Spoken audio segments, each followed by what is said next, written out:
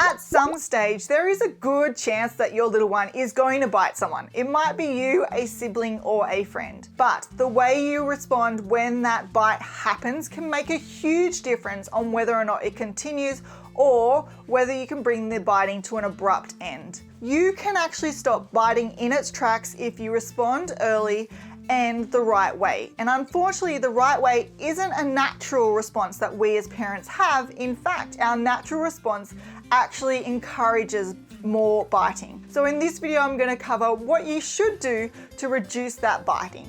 Before we talk about what to do, it's important to talk about why toddlers bite. Now, if you have a toddler who bites, it doesn't mean that you are a bad parent or your child is bad because they want to hurt others.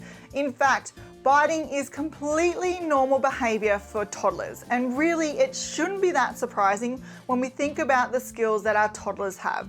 In general, toddlers find it very difficult to manage emotions. They're extremely impulsive. They're not yet thinking about how their actions hurt others. And they also have a limited number of words that they can use to communicate. And as a result, they often communicate by using actions.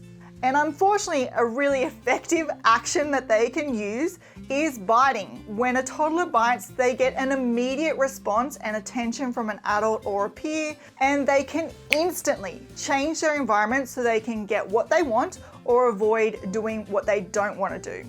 Now, typically, the immediate response that a little one generally gets from an adult once they have bitten someone is a very large response where the adult tries to either lecture the little one on why biting isn't good and what they should do in the future, or they result in punishing the little one to try and stop that biting behavior. Now, this natural response that parents often has does not actually stop biting, and in fact can increase the likelihood of it occurring in the future, and that's for a number of reasons.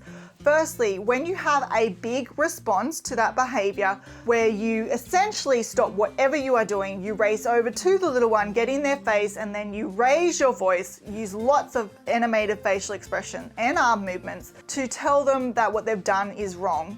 That action in itself can be extremely interesting and exciting for toddlers, so they might just do the biting again to see you react in that way. Also, toddlers do not care whether or not the attention they are getting is negative, which is the yelling, or positive attention. To them, it's all attention. So if that is how they're going to get that one-on-one time with an adult, then they might result in biting more often to get that interaction. Secondly, we often use the time immediately after the biting incident to try and educate our little one on why biting isn't helpful and what they need to do instead. Now, unfortunately, this is not the time to educate your little one. When a toddler has bitten someone, they are in a high emotional state and they are unable to learn a new skill. Also, when we are trying to teach them why they need to do another skill, we often use lots of words.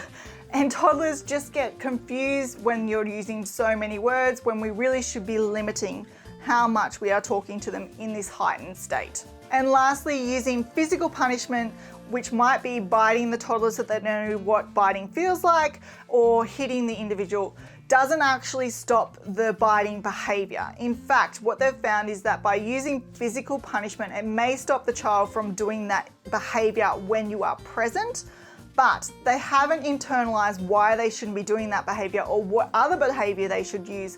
So it often results in the biting behavior occurring when you are not present. Also, it sends the message that using violence is an acceptable behavior that they can use to solve problems. So given that our response can have a huge impact on whether or not our little one may be biting or continuing to bite, let's talk about what you can do instead to reduce that.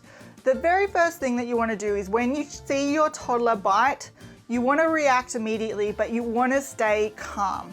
So you would approach your little one, get down to their eye level. Now this is extremely important because if you stand up above your toddler, you are intimidating and it can be really overwhelming, and that can move them into the fight, flight, or freeze response. And then you want to use a calm voice with a neutral face and limited arm movements, so it's not a lot of overt attention that they're getting. And what you want to do is state what you saw happen and what emotion they may be feeling. Now this is important because it helps your little one understand that you are there for them and it builds that connection. It also helps to reduce that emotion that they are feeling, And it helps them to start to learn what those body feelings mean when they're feeling angry or happy or sad. And this will make it easier for them in the long run to correctly identify the emotion and then use an appropriate response to manage that emotion. So it might sound something like, I can see you are really angry that Mia took your toy. It is okay to be angry, but the next thing you want to do is state that biting is not okay. So you would say, I can see you're really angry that Mia took your toy. It is okay to be angry, but it is not okay to bite. After you've clearly stated that biting is not okay, you want to move your focus on to safety. So you want to keep everyone safe. So if your little one is biting you, then you would put them on the ground and move away. And you would state, I'm going to move over here because you are not playing safely. Or if they're biting a sibling or a peer, you would say, I'm going to move with Mia over here to play because you are not playing safely. By doing this, you are effectively moving the attention away from that behavior, and by giving sympathy and engaging with the child who has been bitten, you are sending a clear message to the child who did the biting that that behavior is not going to get them the desired response. So if they bit a peer to get the toy, it shows them that they're not going to get the toy or the attention from you by biting someone. Once your little one has calmed down, so that might be 30 minutes after the incident or later that day, it's really important to talk about what happened with your little one and identify other ways that they can manage their emotions in the future that doesn't result in biting. If you miss this step, then your little one is definitely going to keep biting because it's an effective way to get what they want. So this might look like saying to your little one, I could see this morning that you were really angry with Mia because she took your toy. Let's think about other ways that you can tell Mia that you're still playing with the toy. You could say, stop. You could say, I'm still playing with that toy. You could say, it's my turn. Or you could say, I'll give you the toy when I'm finished. And if Mia doesn't listen, then that is when you can come and tell an adult, and then I will come and help you.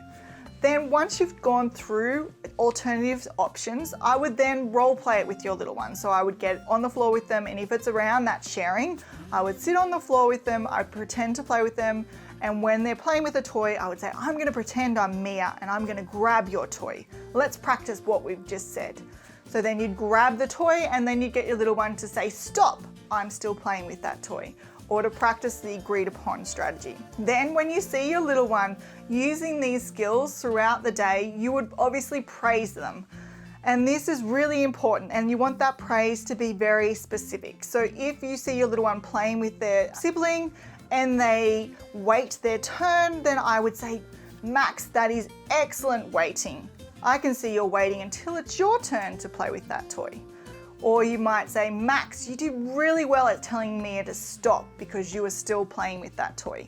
When we praise our little ones for doing the desired behavior, we actually encourage that behavior to occur more often, and it will help to decrease the biting. Biting is often extremely common when a toddler is tantruming.